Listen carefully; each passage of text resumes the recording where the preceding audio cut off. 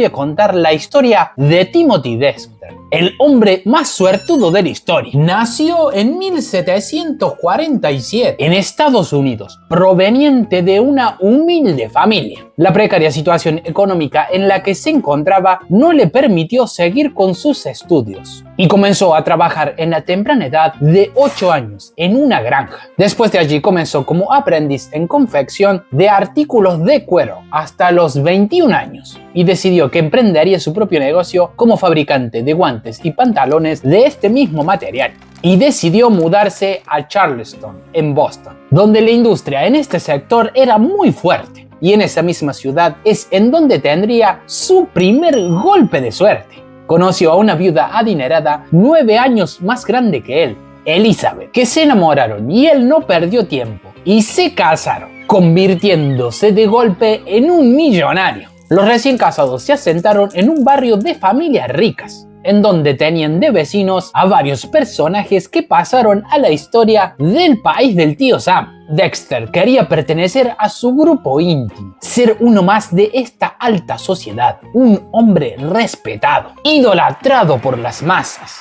Lastimosamente, sus vecinos no lo veían como uno de ellos, sino como a un nuevo rico sin educación, un cazafortunas. Se propuso multiplicar su riqueza, así capaz tenía la posibilidad de formar parte. Era una época de mucha tensión social debido a la inminente guerra independentista y el país necesitaba financiar sus campañas militares. Y como no les era posible imprimir dinero debido a que les llegaba por decreto desde Inglaterra, la solución a este problema fue la emisión de una nueva moneda, a la que llamaron continentales. En un inicio decidieron que solo se imprimirían 2 millones, pero al cabo de 4 años se habían impreso más de 200 millones de continentales. Y además estos billetes eran muy fáciles de falsificar, lo que fue aprovechado por los ingleses para ellos mismos falsificarlos y depreciar aún más la moneda. Y muchos se rehusaron a aceptarlos, pero sus vecinos, que fueron algunos de los encargados de esta idea de los continentales, comenzaron a comprarlos a un precio mucho menor para poder bajar la cantidad en circulación y así volvieran a incrementar su precio. Y él vio esto y decidió invertir todos los ahorros familiares en esta dudosa moneda y los compró a personas pobres que querían deshacerse de ellos a cualquier precio. Y ustedes pensarán, es bastante arriesgado invertir todos sus ahorros en una tan incierta moneda. Y acá es donde llegaría el segundo golpe de suerte. La guerra ya había terminado, pero la joven nación aún tenía que lidiar con el problema de la inflación y decidieron que los continentales podrían ser cambiados por bonos del tesoro. Y Dexter no perdió tiempo, cambió su gran reserva y de forma instantánea multiplicó su fortuna. En aquel momento pensó que sus vecinos lo iban a invitar a formar parte de su cerrado círculo, pero esto no fue así debido a que Dexter fue catalogado con una personalidad desagradable. No se podía mantener callado en momentos incómodos. Cuando vio que no tenía oportunidad de ser aceptado, decidió mudarse a otro sitio en donde pudiera ser apreciado, Newburyport,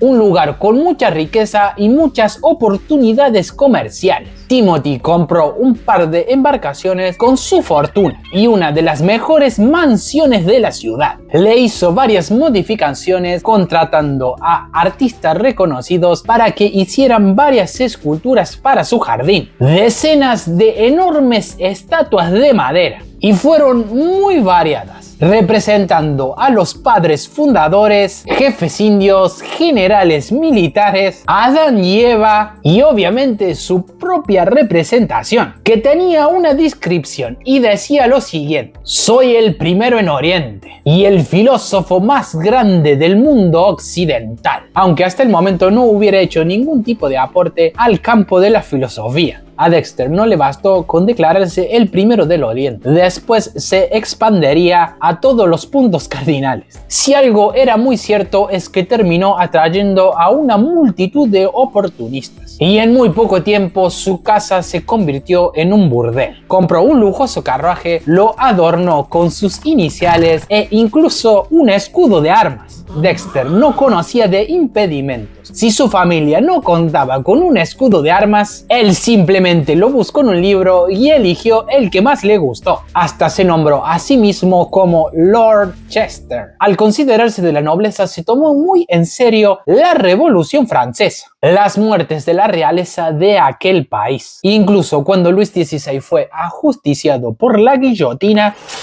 él hizo sonar las campanas de la iglesia en su honor y envió invitaciones a los sobrevivientes de la familia real a su casa. Y estaba tan convencido de que acudirían que compró un montón de alimentos. Y obviamente ninguno se presentó. Pero aquí llegaría el tercer golpe de suerte. La inmensa cantidad de provisiones que había adquirido esperando a sus invitados subieron de precio y por ende Timothy se hizo un poco más rico. Decidió probar suerte en el comercio internacional con las embarcaciones que había comprado para de una vez por todas convertirse en una persona importante. Recibió varios consejos de personas malintencionadas que estaban cansados de él, con la esperanza que perdiera todo su dinero y se fuera de una vez por todas de la ciudad. Una de las recomendaciones que siguió fue comprar 40.000 de estos artículos, que servían para calentar la cama en las noches más frías, y las envió a las conocidas por aquel entonces como las Indias Occidentales, actual Caribe,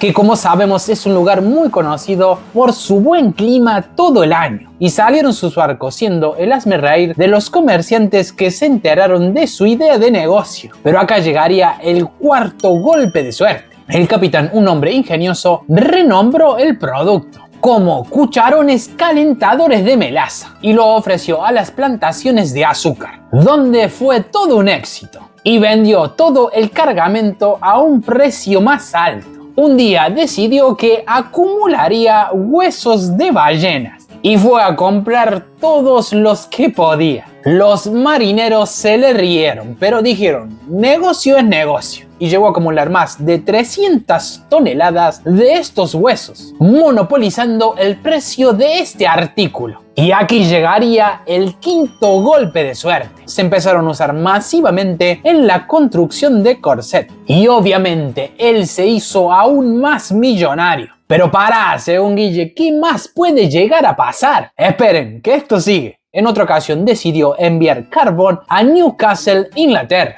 Al parecer Dexter desconocía la frase británica de llevar carbones a Newcastle, lo que significa realizar un acto sin sentido alguno. Es como querer venderle hielos a los esquimales. Cuentan los relatos que era muy frecuente no poder ver el cielo de la cantidad de carbón que había en el aire. Fue uno de los productores más grandes del mundo desde la Edad Media. En fin, creo que se entendió. Y aquí llegaría el sexto golpe de suerte. Al llegar sus embarcaciones, justo los trabajadores de las minas se encontraban en huelga y el carbón se vendió a un precio aún más elevado. A estas alturas se podría decir que nuestro protagonista del video de hoy era todo un magnate. Realizó otro negocio en el Caribe y fue nada más y nada menos que vender guantes. Y aquí llegaría el séptimo golpe de suerte. En ese momento justo estaban pasando unos asiáticos que iban con destino hacia Siberia y le compraron todo el cargamento. En otra ocasión adoptó a todos los gatos callejeros que iban a ser sacrificados debido a que eran una plaga. Y él dijo, esperen, no los maten, yo me encargo. Y los metió a todos en sus barcos y los envió al Caribe. Y aquí viene el octavo golpe de suerte. Justo en ese momento había una enorme infestación de ratas. Y obviamente él vendió todos los gatos. Decidió festejar el 4 de julio. Él quería agradecer a su país por haber sido tan generoso con él, por haberle dado tantas cosas. Así que decidió dar un discurso, pero en francés, idioma que él no hablaba. Así que improvisó en lo que él creía que era el francés, sin miedo al éxito. En el extremo de su excentricidad, no tuvo la mejor idea que fingir su muerte, para simplemente ver cómo reaccionaba la gente. Se puso de acuerdo con varias personas para organizar su propio funeral. Le pagó a su esposa e hijos para que participaran de la farsa, se mostraran afligidos y lloraran por su supuesta partida. Buscó al mejor ebanista para que le hiciera su ataúd y enviaron avisos fúnebres para que ciertas personas acudieran a su funeral funeral. Incluso contrató a un falso sacerdote para que en la misa se refiriera a él como Lord Timothy Dexter, el gran hombre del Oriente. Ya en el funeral alguien insinuó que había visto rondando en la casa al fantasma de Dexter. Y fue hasta que escucharon un alboroto en la cocina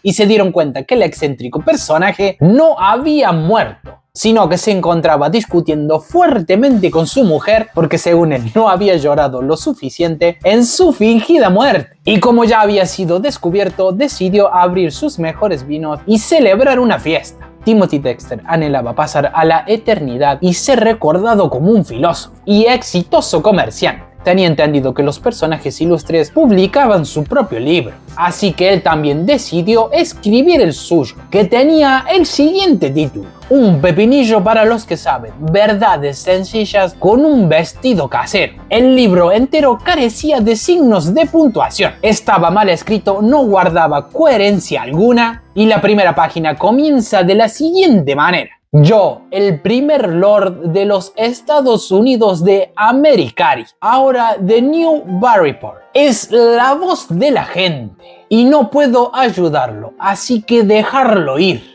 Ahora debo ser señor. Habrá muchos más señores, muy felices, por eso no los lastimes. Al gato, ni al ratón, ni al hijo, ni al agua, ni a la oreja. El libro llegó a las personas que él se estaba queriendo dirigir, a su alta sociedad. Pero ellos encontraron en sus páginas relatos absurdos, divertidos y misteriosos, y no el respeto que quería conseguir el autoproclamado Lord. Y aunque no lo creas, el libro tuvo una segunda edición, en el cual decidió incluir unas páginas con varios signos de puntuación, ya que muchos lectores se habían quejado por la falta de ellos, dejando una instrucción que eran libres de distribuir los signos de puntuación en donde quisieran. ¿Querían los signos? Acá está, y encima los pueden poner a donde ustedes quieran. Y lamentablemente, poco tiempo después de la publicación de su libro, nuestro suertudo protagonista del video de hoy muere a los 59 años de edad. Timothy Dexter, de una forma u otra, logró su anhelado propósito: ser recordado por la eternidad, pero no como él quería, siendo un filósofo o el más grande del oeste, sur, norte, este, y sí logró quedar inmortalizado, pero considerado muchas veces como el hombre más suertudo de la historia.